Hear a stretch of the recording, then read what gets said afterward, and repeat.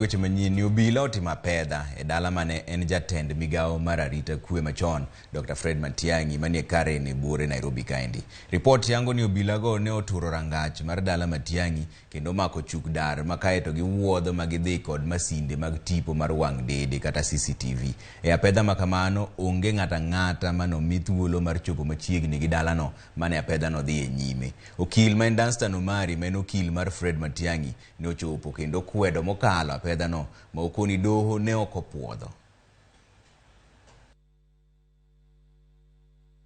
The court order is not a document that you can say is a military document that cannot be available to anybody. So when we came in with the team, we asked, give us the court order.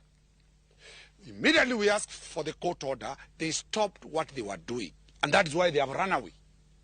If they had the court order, they could have continued doing their job. The fact that once the lawyers came in, they took off and they don't have a court order. And for God's case, for this matter, I don't want to say that they were not police officers.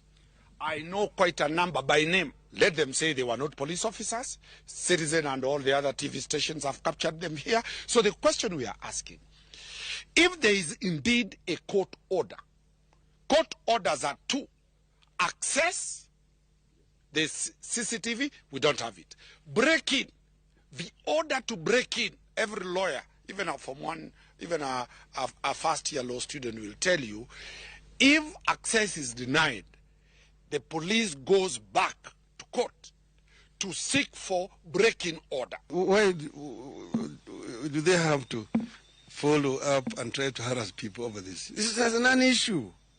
The matter should just rest there. They already had issued a statement denying that they came here. The matter ended. Kenyans had already moved on. What is it? What is the big deal about it? What are they trying to prove to the country? Tension in the country is not deserved. We have bigger issues to deal with.